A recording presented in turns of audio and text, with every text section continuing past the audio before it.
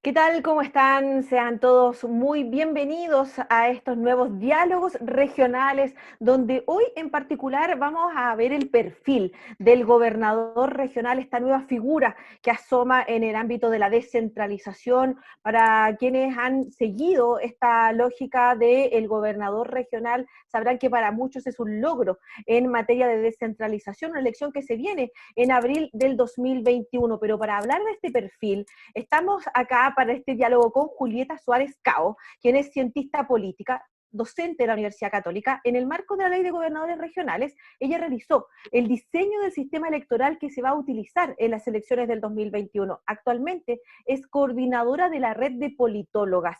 ¿Cómo estás, Julieta? Bienvenida a este diálogo regional. Muy bien, Silvia, muchísimas gracias por la invitación. Muy feliz de estar aquí con ustedes.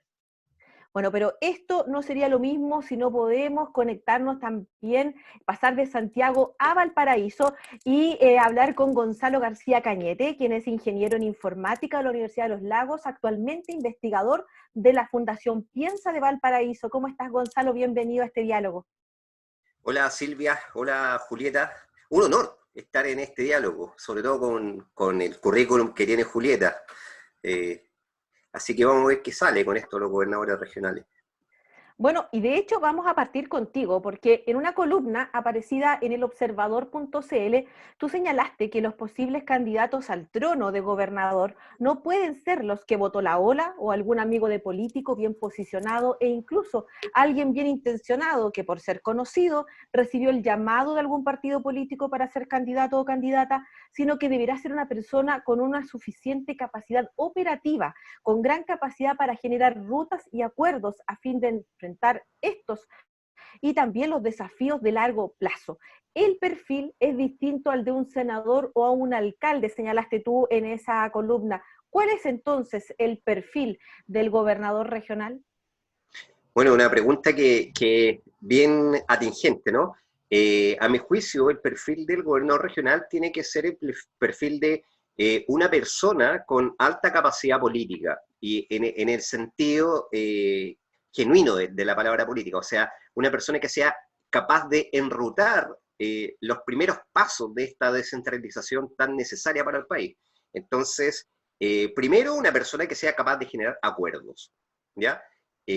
No, a mi juicio no tan técnica, porque de repente los técnicos como que se pierden, pero en esta primera etapa se necesita un gobernador regional que sea capaz de trascender los años de transición, como lo llamo yo, en cuanto a ser el primer gobernador y el que va a generar la hoja de ruta para los próximos gobernadores. Entonces, en ese sentido, con una alta capacidad de acuerdo, pero también algo interesante que yo pienso que no se puede perder de vista es que sea del territorio, ¿ya? No, esto de los enroques políticos que de repente se hacen con figuras, yo creo que sería un error. Primero porque el gobernador regional tiene que asumir que su región tiene dolores y los dolores son muy distintos en cada uno de los lugares del país. Entonces, asumir esos dolores no es llegar y decir, yo conozco la región, sino que al contrario, es yo me identifico con esta región, reconozco que esta región tiene dolores, por lo tanto, mi capacidad de gestión en este primer tramo va a ser orientado a tratar de solucionar estos dolores que tiene mi región, o que tienen todas las regiones y cada gobernador sabrá solucionar esos dolores. Eh, a mi juicio, tiene que ser muy político y tiene que ser, por supuesto, el territorio.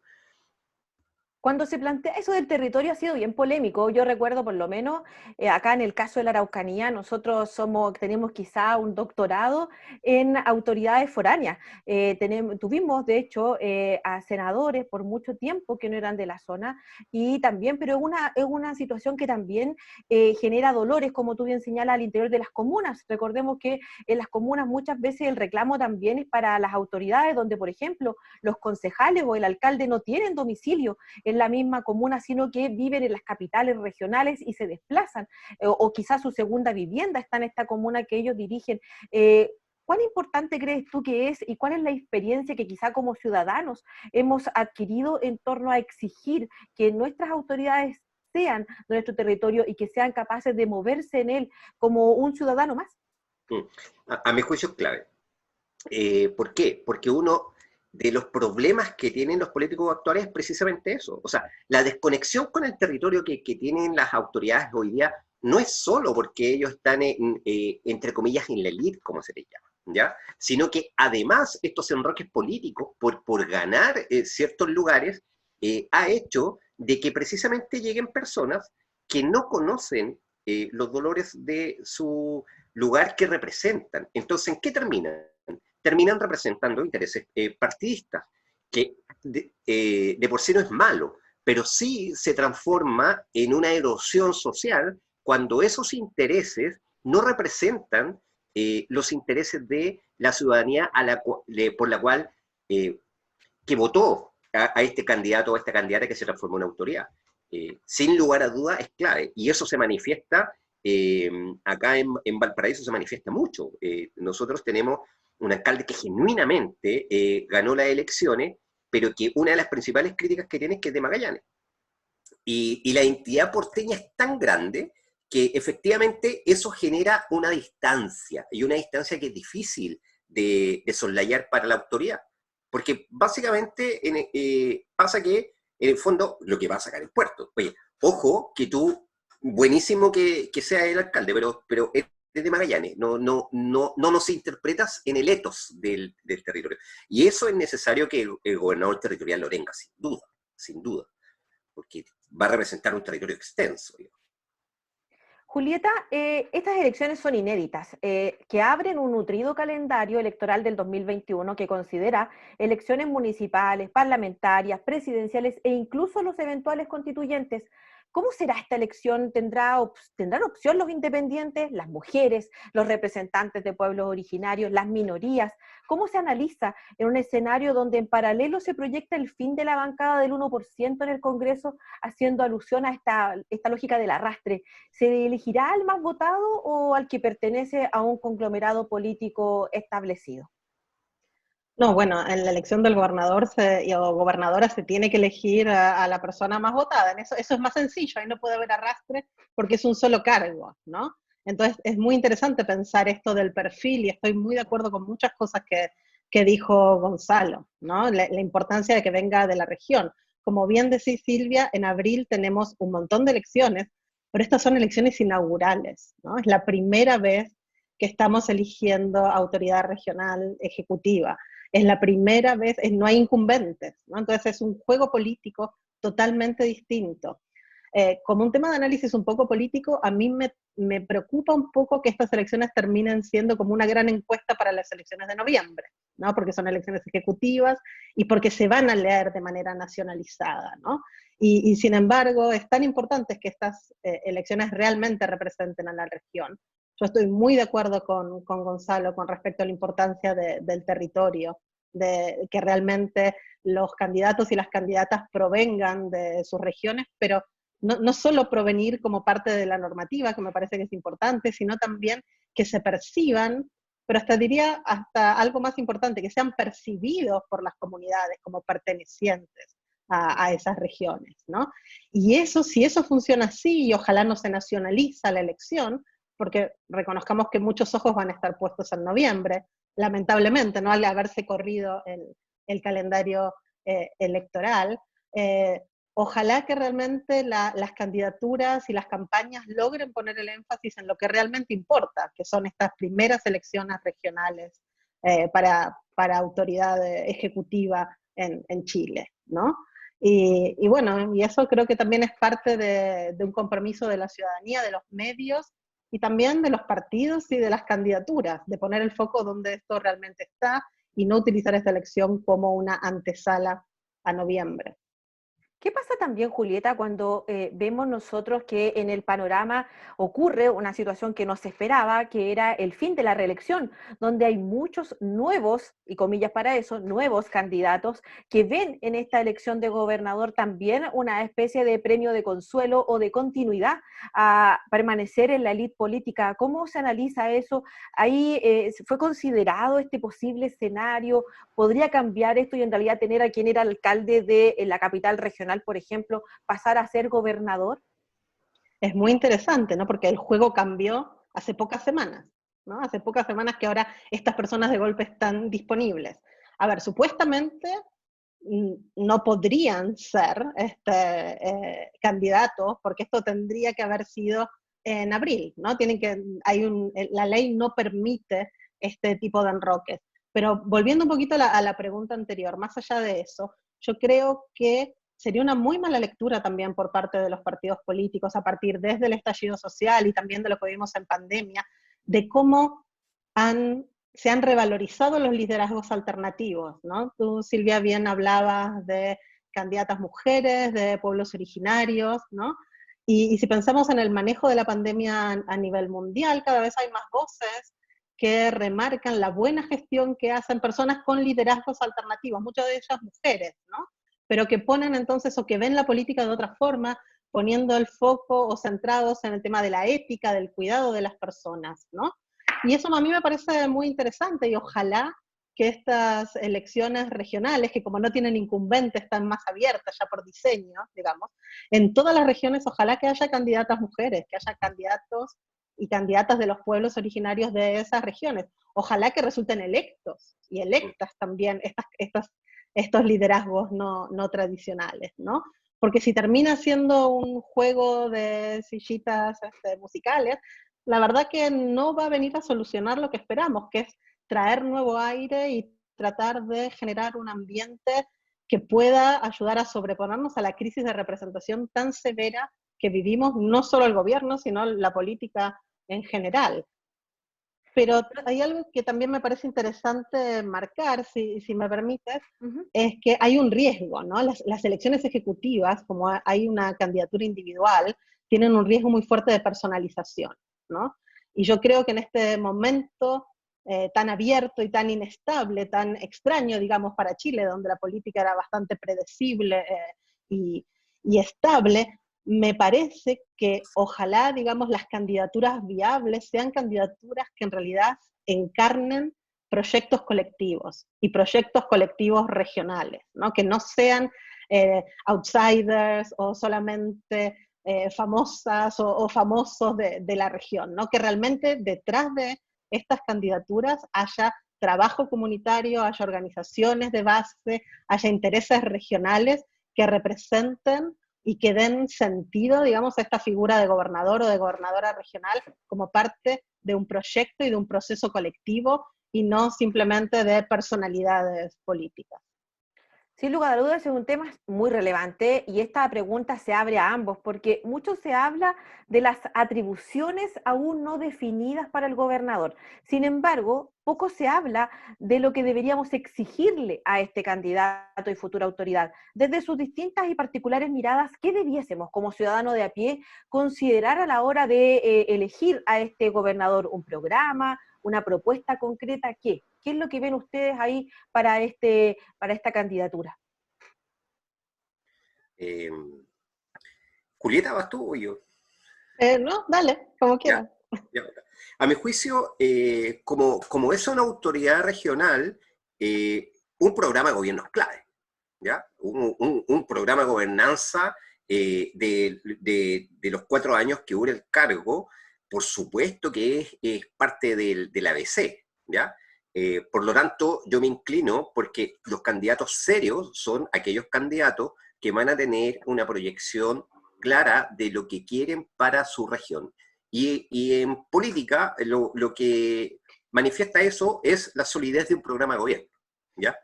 Y entre otras cosas porque eso a nosotros nos genera el accountability, o nos genera oye, ya, al final de tu cargo, ¿hiciste lo que tu programa decía o no lo hiciste? ¿Ya? Que es la forma que tenemos nosotros de pasar la cuenta, ¿ya?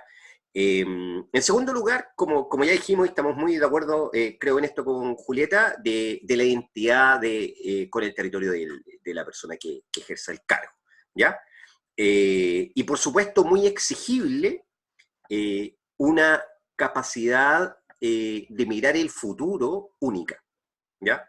O sea, este gobernador regional, y muy acorde con las necesidades de la región, porque como las necesidades van a estar en foja cero, va a depender mucho de la capacidad propia de la autoridad de gobierno regional de exigir al gobierno central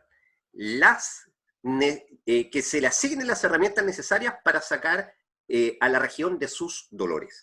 Yo creo que esos son los hitos, a mi juicio, los más importantes. Yo coincido plenamente con Gonzalo en esto.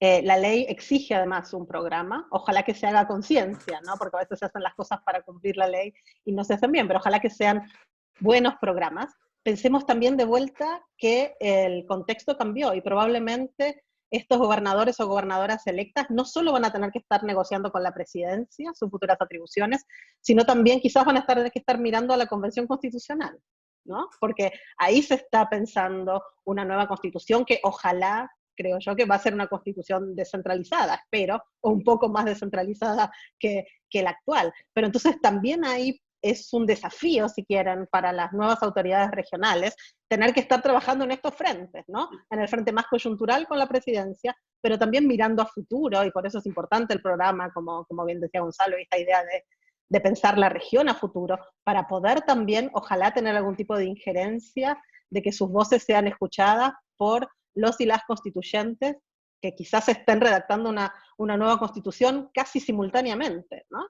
Y eso también es algo, como hablábamos recién del cambio de la redacción de alcaldes, ¿no? También es algo que mueve la cancha y que ya no es lo mismo que estábamos pensando que iban a tener que hacer las autoridades regionales electas, sino que además de hacer eso van a tener que estar pensando en las fundaciones, ¿no? En los cimientos de este nuevo pacto social, mirando a las regiones y pensando desde las regiones también.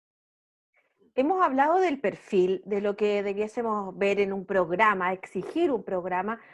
Sin embargo, hay para muchos una arista que resulta quizá como una piedra en el zapato, y que es esta figura del delegado presidencial regional, que surge a un costado casi como un mini intendente, lo han situado algunos.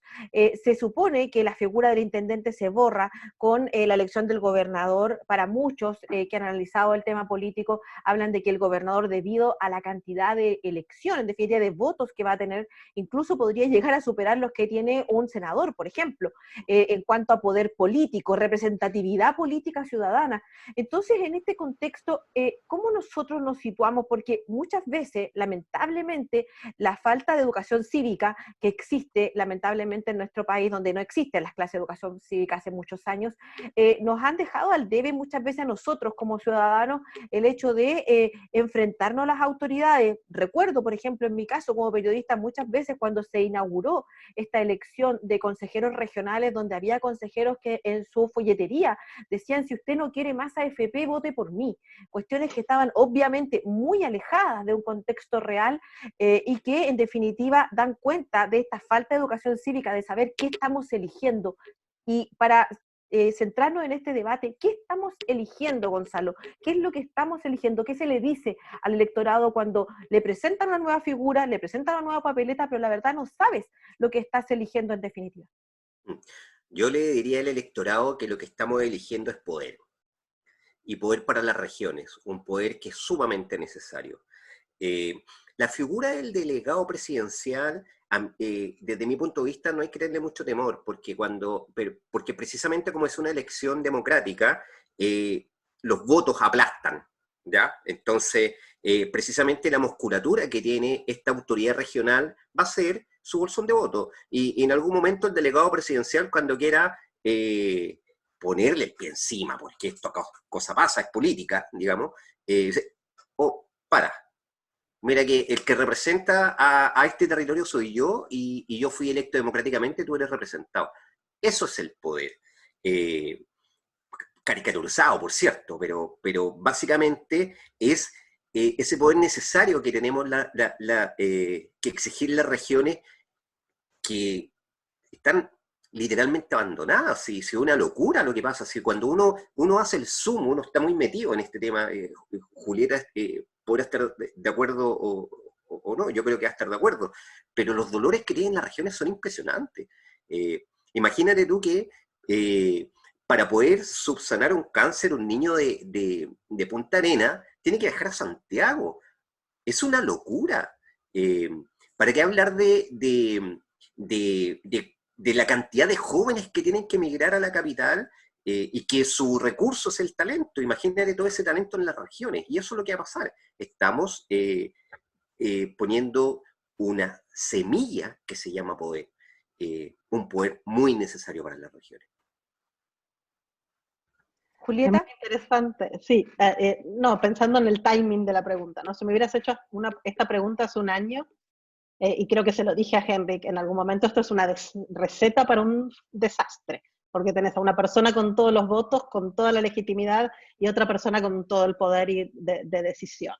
Hoy en día estoy mucho más cerca de la visión optimista de Gonzalo, y creo que la legitimidad de las urnas va a terminar aplastando de alguna forma la tecnocracia, si querés, del delegado presidencial, ¿no? Cuando esto fue pensado, yo lo veía como una forma extraña de conjugar dos visiones de descentralización. Una descentralización política, de acercar el gobierno a la ciudadanía, de que finalmente las regiones pudieran dar respuestas regionales a los problemas regionales, pero sin perder la manija en la descentralización económica o funcional, ¿no? Entonces, realmente a mí me parecía una receta para el fracaso. Hoy día, quizás de nuevo, ¿no? Teniendo una convención constitucional a la vez, pensando no solamente una nueva constitución descentralizada, pero muy probablemente una nueva constitución con menos poderes en la presidencia, ya sea con cambio de sistema de gobierno o no. Yo creo que alguna de las prerrogativas presidenciales en temas legislativos, lo más probable es que no estén en la nueva constitución, hace que este delegado presidencial o esta delegada presidencial terminen teniendo, creo yo, en la práctica muchos menos poderes. Y en caso de haber conflicto, también estoy relativamente optimista que va a ser la fuerza de la legitimidad obtenida limpiamente en las urnas la que va a terminar siendo preponderante, ¿no? Pero claro, en un contexto en el cual la figura de la presidencia está muy debilitada, ¿no? Estamos hablando en un contexto, por eso te decía, hace un año atrás probablemente te hubiera dicho otra cosa. Hoy día me parece que en un contexto de alta debilidad presidencial y a puertas probablemente de un cambio constitucional que va a traer algún tipo de reforma con respecto a la distribución funcional del poder entre el Ejecutivo y el Legislativo a nivel nacional, creo que la legitimidad de las nuevas autoridades, de los votos, del poder de tener a la ciudadanía de las regiones atrás, van a hacer que el balance de poder entre estas dos figuras probablemente quede muy a favor de las autoridades electas. Sin lugar a duda, la pertinencia política resulta ser quizá uno de los grandes aspectos a considerar en este perfil del gobernador regional que tendremos que elegir en abril de 2021 y que esperamos, dado este diálogo regional, usted también haya podido generar este perfil en su propia región e ir delineando cuál va a ser ese perfil del gobernador regional. Le agradecemos mucho su participación a Julieta Suárez Cao, la coordinadora de la red de politólogas, y también a Gonzalo García Cañete, investigador de la Fundación Piensa Valparaíso. Muchas gracias por ser parte de estas miradas, de ir construyendo estos diálogos regionales.